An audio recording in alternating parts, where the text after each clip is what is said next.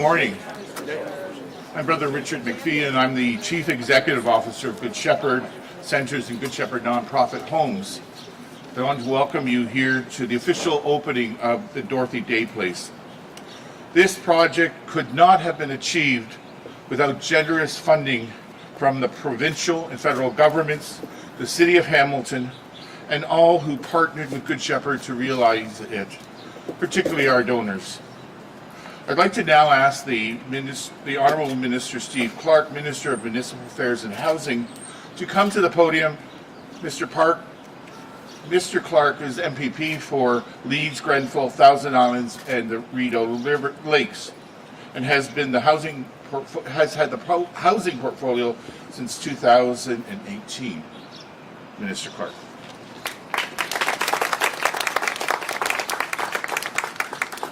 Thanks, brother. Good morning, everyone. Nice sunny day. Glad to see so many smiling faces and so many people that are excited about why we're here today. I want to take this opportunity to acknowledge my two fantastic colleagues, the Honourable Neil Lumsden and FP Donna Skelly, who have been great advocates to steal a phrase from the Premier. They're true champions for the housing file. And really great to serve with both of you. You're great friends, and I thank you for everything you do for your ridings and for this community. So just thanks for being with me today. And I want to say that the beauty of this, brother, is the fact that we have so many people together. Our nonprofits, our municipal representative, Councillor Clark, the original Minister Clark. Just very glad that all of you are here today.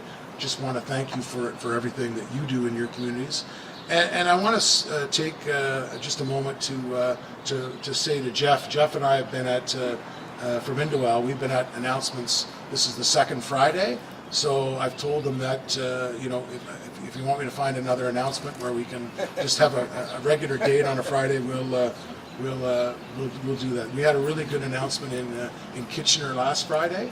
That really is very similar to this. It builds upon the success of some agencies, but also has that secret sauce for housing, and that's the fact that you've got municipal support, federal support, and provincial support. And we've got some great partners like Indwell and Good Shepherd as well. I want to thank Good Shepherd for hosting us today, but I also want to thank you for your incredible work. We know the fact that we can't be successful as a government without transcending all of the housing continuum, and our not-for-profit sector, especially those that deal with our most vulnerable, are really the men and women that we should be thanking for not just projects like the ones we'll be talking about today, but for all the work that they've done throughout the pandemic. Our government has hit a pretty lofty goal for housing.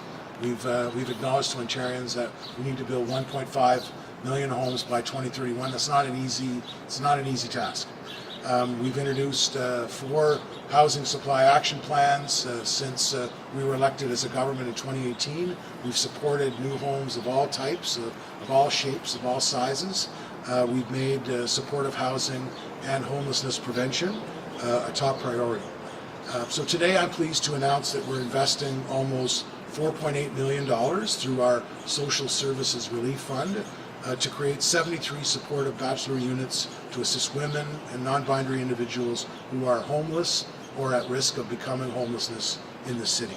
The new building is going to make a real difference to those in the city, and I want to compliment all of those that are involved. So let's give them a round of applause.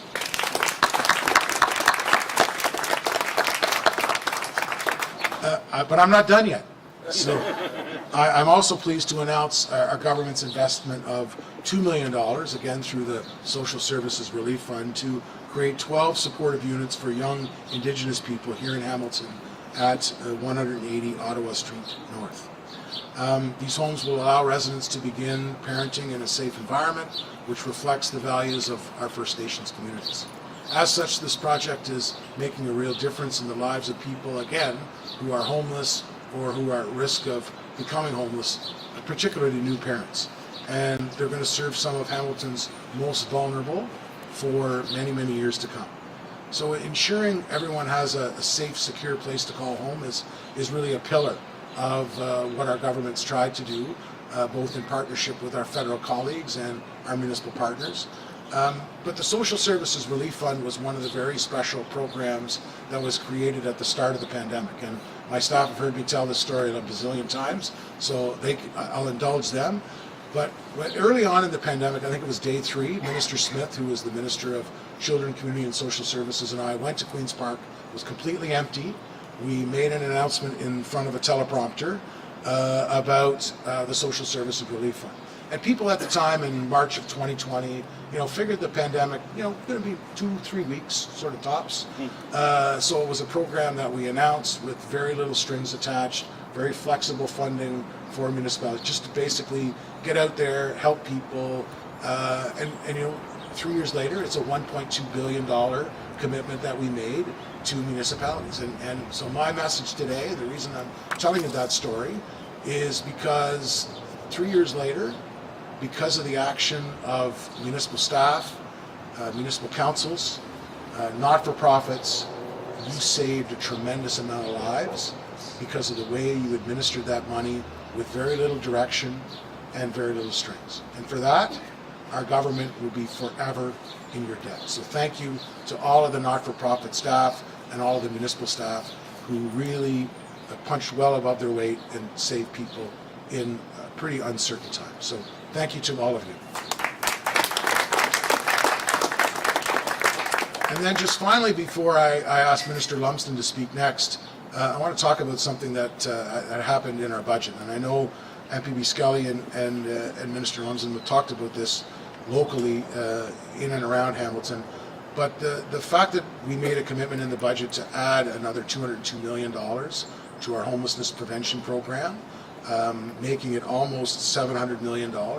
Again, another real game changer to allow municipalities that certainty and that increase so they were able to deal with homelessness programs and homelessness prevention programs in their community is something that we very much cherish and very much value. So on behalf of Minister Bethan Falvey, who was very happy with the fact that he bought into our plan, really is showing great benefits. And just like the announcements I'm making today based on the Social Service Relief Fund, I'm sure we're going to have some really good announcements moving forward by municipalities and by local service managers and by nonprofits because of the Homelessness Prevention Program, or HPP, because we always got to initialize everything. SSRF, HPP, COCHI, OFI. When I get out of government, I'm going to do a book for housing programs. So just with that, I want to thank you all for being here. I want to thank you for your unwavering advocacy. And with that, I'll call up one of our government's champions, Minister Neil Lumsden.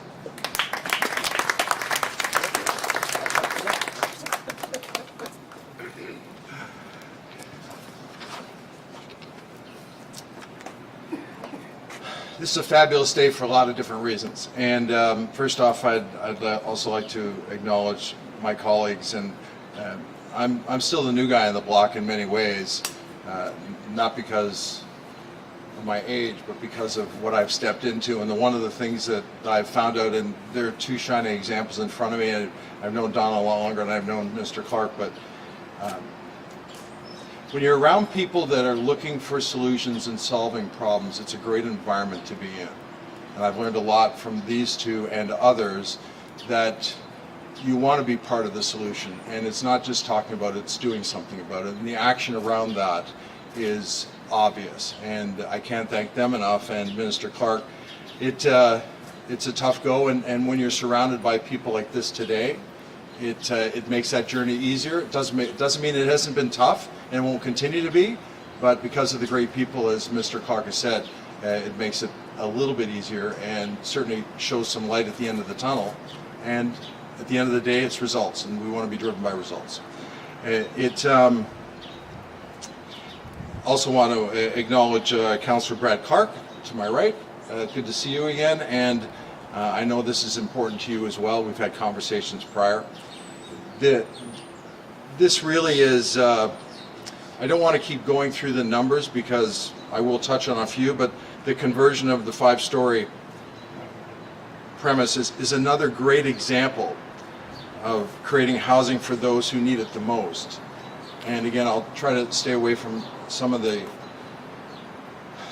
lines that Minister Clark used, but it really is paramount that something is being done.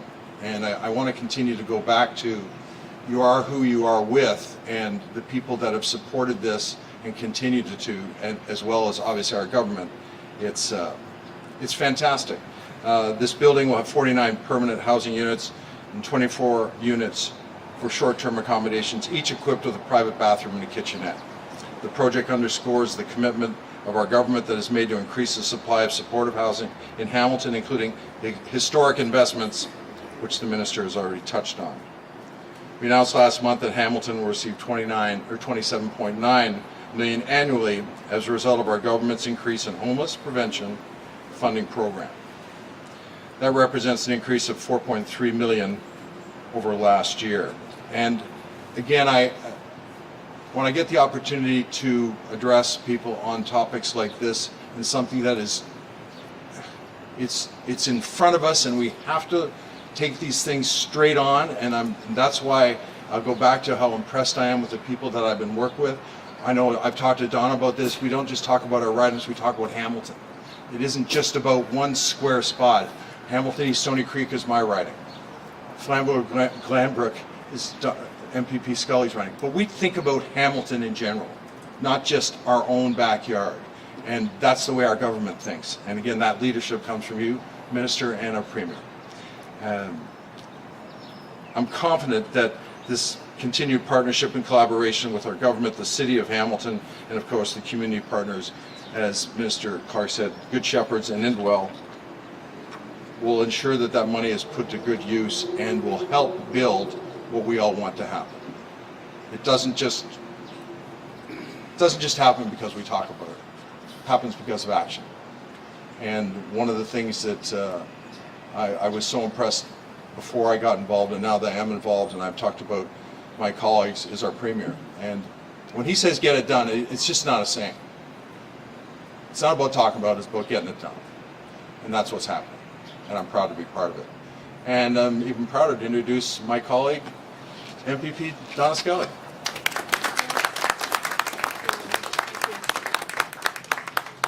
Thank you all. I'm going to go off my notes and just speak from the heart. I'm really, really proud to be here today. I'm proud to be part of a government under the leadership of Premier Ford and Minister Clark in a file that is just so difficult now. We know we're in a housing crisis, and we know that we need all levels of government. We need municipalities, the feds, and of course the province to step up and address what is perhaps the greatest issue facing Ontarians and Canadians today. But we also rely on our partners within the community. When I first arrived, I sat down at this chair, and I was a journalist for years, and I often think that I look at my former, I'll call them colleagues, because they were that. Hamilton is very, I hate to say it, we're kind of incestuous. We're about 2 degrees of separation between all of us. And Kathy, and as a former journalist, I worked with so many of the people and covered stories at the Good Shepherd. You do phenomenal work, and I know that because I've seen it. I covered it for years.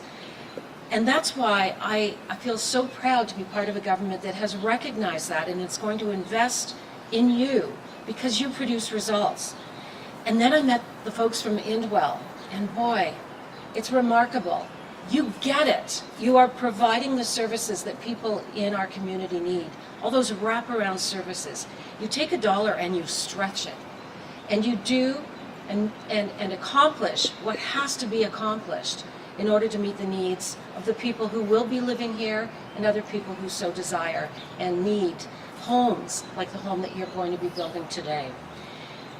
So again, I will say I'm proud that under Minister Clark's leadership and the Premier, we recognize the work that you do, and we will stand beside you and support you with money and knowing that you can come to us at any time, pick up the phone, call the minister, call myself, And when you embark on another project, trust me, we will be there because you always deliver results. And for that, I am grateful. And on that note, I would like to introduce another Clark, Councillor Brad Clark, who is here representing the City of Hamilton.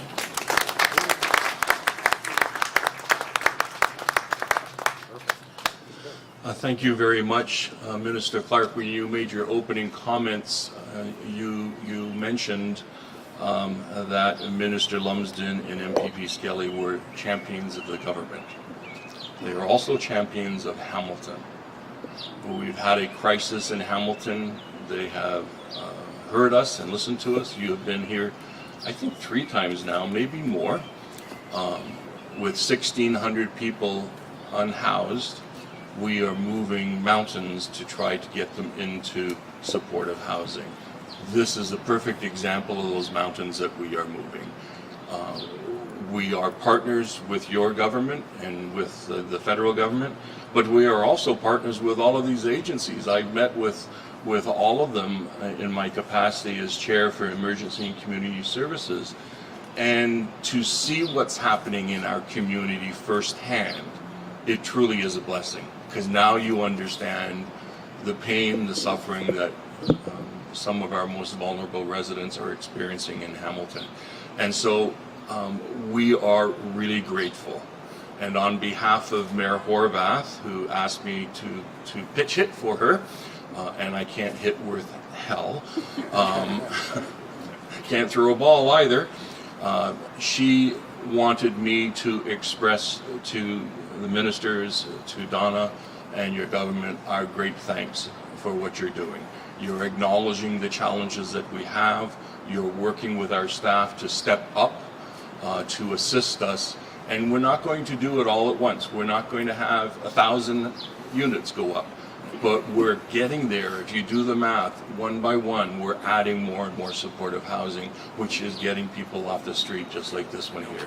So thank you very much for your continued support, and we hope you come again, because you usually come with a check, so thank you very much. I believe I'm supposed to introduce Jeff next. Jeff, come on up, please. Thank you. Thank you so much, and I just conferred with Brother Richard. We're ready to deliver 1,000 units. So, so thank you, Councillor Clark, and thank you for coming today, Minister Clark, and MPP Donna Skelly, and Minister Lumsden. Thank you so much. Thank you to our hosts here at Good Shepherd, Catherine Kalinowski and Brother Richard, for welcoming everyone here today. It takes all of us to do this hard work, but good work, of creating and operating supportive and affordable housing. I want to celebrate this new building, the Dorothy Day Place, beside us here, and new homes right here in downtown Hamilton that are so much needed. And congratulations to all of our colleagues here at Good Shepherd. At Indwell, we are grateful for the province's $2 million investment through the Social Services Relief Fund towards our Ottawa Street Apartments program in East Hamilton. I think we were there just a couple of weeks ago, weren't we, Minister Lumsden? Yep. And this funding commitment helped us to build 12 new homes specifically for our Indigenous neighbors right down the street from our partner, the Hamilton Regional Indian Center. We're honored to partner together to provide supports for our tenants there. And this is actually our 3rd project that has been focused on housing for Indigenous people. It's to deal with the situation that Indigenous people are overrepresented in our homeless population. And for us as an organization at Indwell, it's part of our commitment to truth and reconciliation is to reverse that overrepresentation and to do it in a way that's honoring and brings along cultural supports as well through our partners. So we're thankful for them. Through investments such as these, Ontario is showing their commitment to the health and safety of all people. Along with Good Shepherd and other housing providers here in Hamilton, and I'll just add, Hamilton's pretty unique. We have this coalition called Hamilton is Home, chaired by my colleague Graham Cubitt over there, and it's all the organizations like Good Shepherd and YW and others who are coming together around shared values because we know we got to do something about the homelessness situation. We need to create not only just housing and spaces, but supportive housing. And we have a rich cohort and group of nonprofits right here in Hamilton. And we've committed to work together in towards shared goals.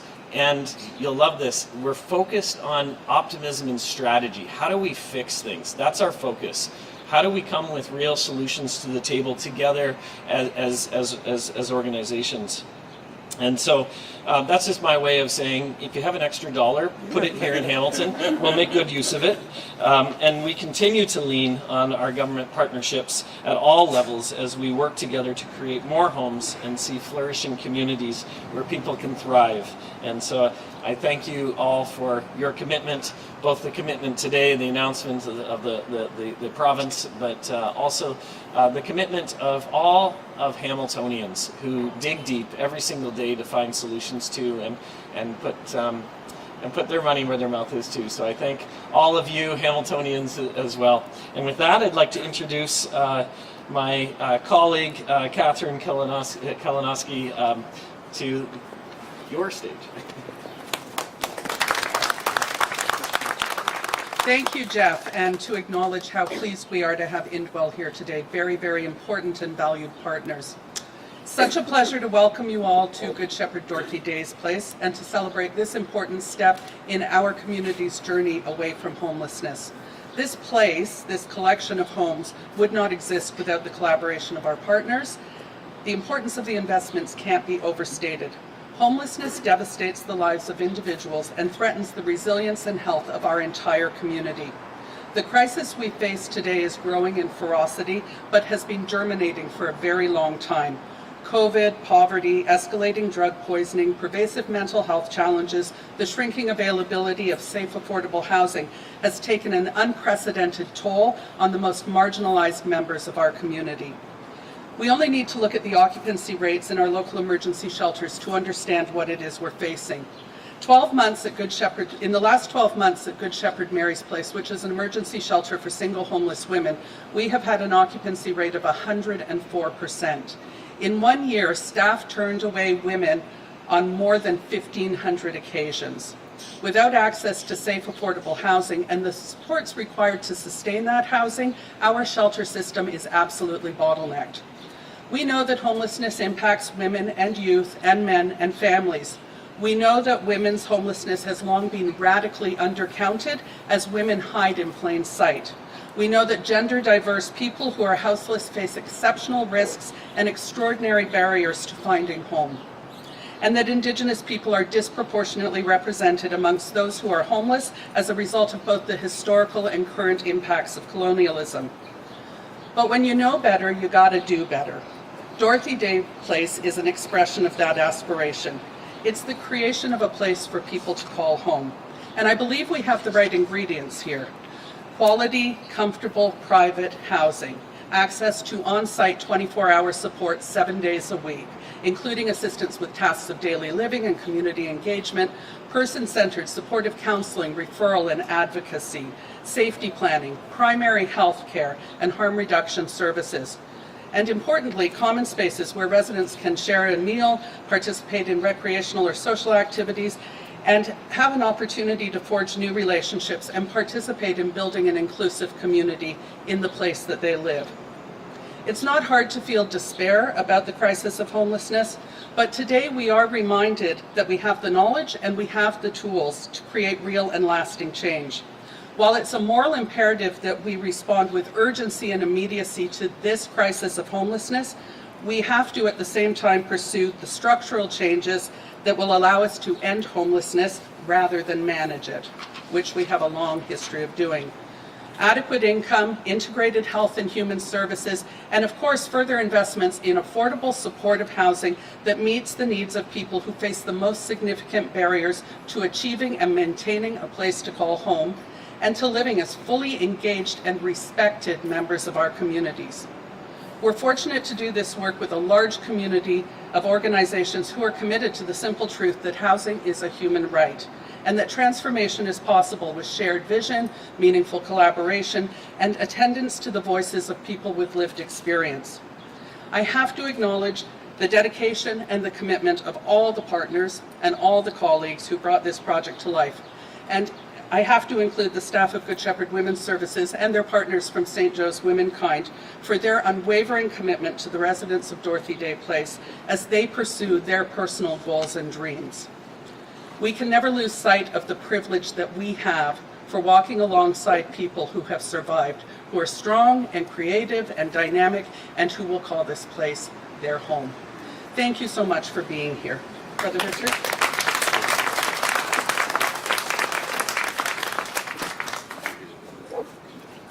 Thank you, Catherine. Dorothy Day Place has been a dream of ours for many years, and it's an honor for the Good Shepherd to be given the opportunity to respond to Hamilton's homeless crisis with the creation of these 73 units.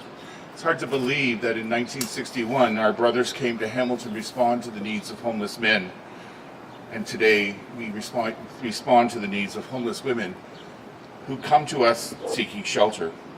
These studio apartments will now provide permanent housing with on-site supports. For years, women, transgender, and non-binary people have experienced barriers to accessing housing and shelter in Hamilton. Dorothy Day Place was developed to help address the crisis and to offer quality, affordable, low-barrier housing with supports to populations who often face extraordinary barriers to achieving and maintaining a place to call home.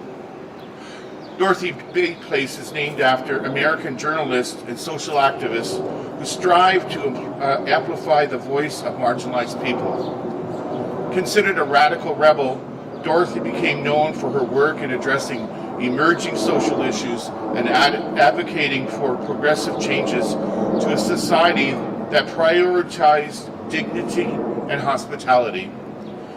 Dorothy Day Place echoes that commitment to positive transformation. Now I'd like to open the floor to some questions. Question and one follow-up. Next question. I have a question for Minister Clark.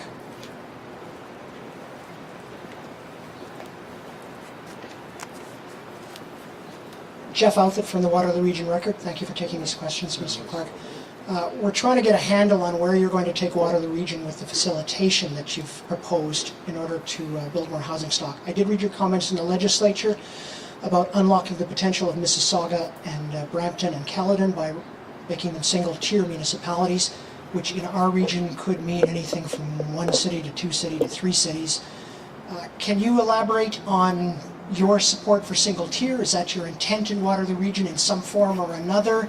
And what you're looking for in terms of that reform process? Yeah, I think the biggest difference between Waterloo Region and the Region Appeal is there's no Hazel McCallion in Waterloo Region. There's no one like her who, when she was mayor of Mississauga, ran campaigns on making sure that community is single tier. They did, management studies on the costs of breaking up Peel Region. They had consistent communication plans that, made no bones about that was where they wanted to end up. There's no one like that in Waterloo Region, right? So our focus with the facilitation began with a will that we want to make sure our regions are set up for success to extend strong mayor powers to those 29 big city mayors, and at the same time try to streamline the process, which for the most part will mean that planning will be devolved from the regional level down to the local level. Obviously, if there are folks who want to talk about creating a different model, we're open to talk about it, but there's really nobody driving a regional structural change in the region of Waterloo. At least I haven't heard politicians in that region stand at a mic like I'm doing today and give a Hazel McCallion speech, right, to say there should be, some big structural change. So, for the most part, my focus is streamlining the development approval process, ensuring that all those mayors sign on to our housing pledge, which for the most part they have, and to, at the end of the day, have a municipal structure in your region, buy into the fact that we've got to build 1.5 million homes by 2031, and it's a big job, and we need everybody working together. Follow-up question, are you suggesting then that we might see less dramatic reform than we saw in Peel Region, that the regional two-tier system could survive in some modified way as opposed to a breakup or a complete and total amalgamation, which is the way people always look at it. They look at the extremes. Yeah, they do, right? And that's the challenge, right? People always look at the extreme situation. You know, I'm looking at it strictly with a housing lens, right? I want to make sure at the end of the day that when that facilitator leaves, that the region of Waterloo is ready and willing and able to help us meet our housing goals. So if it takes nothing other than the fact that we want to get a handle on, you know, the challenge around the building permit process, ensuring that we've got a system that is as streamlined as possible, then I'm okay with that. Thank you very much for taking this question. I Yeah, appreciate no that. worries, no worries. Good questions. Hi, sir. Matthew Van Dongen from the Hamilton Spectator. Thanks for taking the time. Yeah, no worries. My first question is sort of for clarity. I know this project has been underway for some time. Can you tell me specifically what the provincial money is for? Is it top-up funding to get them over the hump, or is it operating funding, or what is it? Well, when you've got a number of governments involved in funding, I always phone a friend and I always ask that the agency talk about how they're going to be using the money, because they're the ones that at the end of the day are going to be dealing with whether it's to lower the units, whether it's for wraparound services. Everybody's different. The SSRF funding is, as I said in my address, a very flexible funding. So I'll defer to the recipients of the grant, and they can tell you exactly how they're doing it. So. Yes, the SSRF funds were used to complete the whole project, which includes the furnishings and all the equipment that the project needed, and to complete the building. So it was put together with both federal money, city money, provincial money, and donor dollars of Good Shepherd. And my next question will have to be the minister, I suspect. We've had a lot of interest in the potential to add housing in some of our greenbelt areas that have been opened up. But our local planners have suggested to us that it would be very difficult to get those areas actually added within the urban boundary on a regular planning schedule. So, you know, if you're a developer looking at those lands and thinking, I could add housing there, how does the province make that possible on the timelines that have been outlined? Like, do you have to add an MZO to ensure that is added, or what happens next? Yeah, I think obviously our concentration as a government are going to be the 15 properties that we dealt with that original posting. And perhaps, you know, we've had good cooperation with all of our municipal partners since we made that decision. You know, there are going to be cases probably where we will have to have some zoning certainty if we're going to hit that 2025 target for those lands. You know, we'll continue collaboration and cooperation at the municipal level, but we've also been pretty transparent that these 15 properties, we want to see significant housing progress by 2025, and the fact that there is a minimum of 50,000 units that can be built on it, and that a minimum of 10% is going to be an attainable. So that may be a tool, or other tools. We have other tools at our disposal, like the Community Infrastructure Housing Accelerator. Again, we'll do it in consultation with not just the proponents, but with the municipality as well. Both my questions are for you. All right. Yeah, it's Bobby. Tried to slip away there. So. My first question, there's actually a protest right near City Hall today related to housing.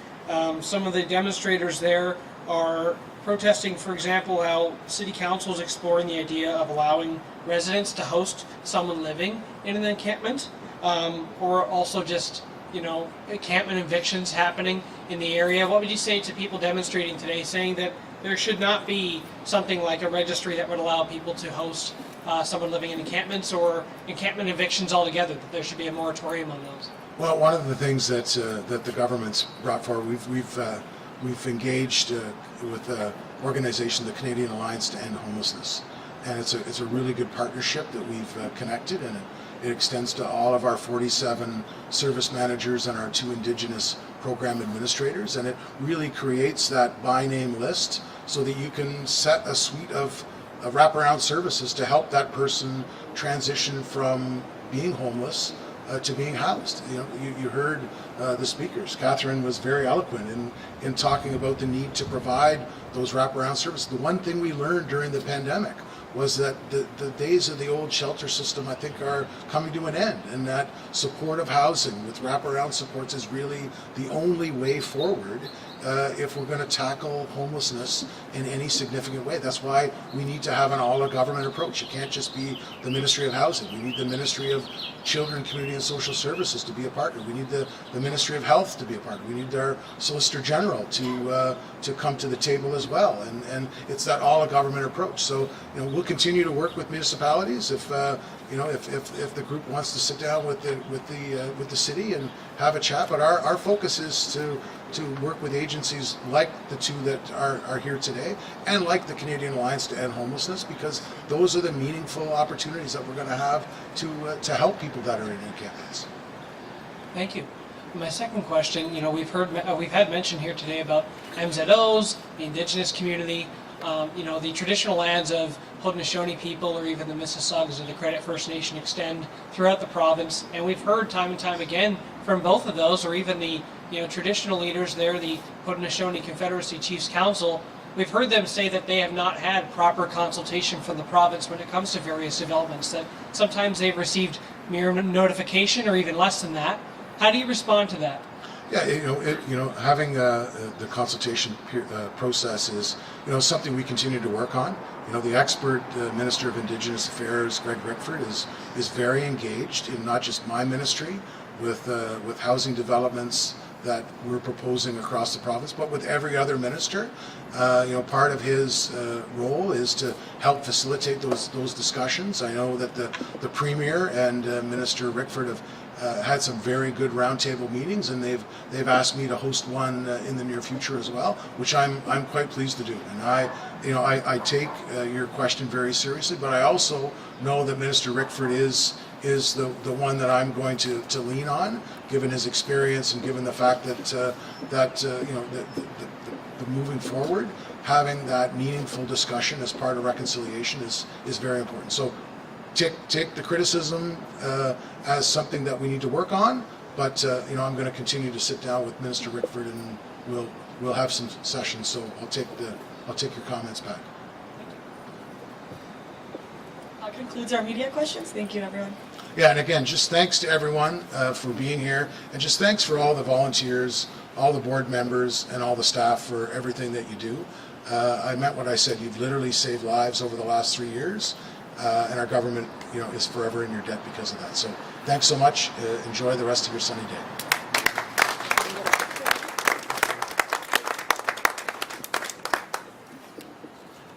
Thank you once again, and we wish you to come in and have some hospitality of Good Shepherd. And will today's speakers please gather at the front for a photo op. Thank you. Have a good day. You got the first view? It's up to you. Yeah, I didn't hear.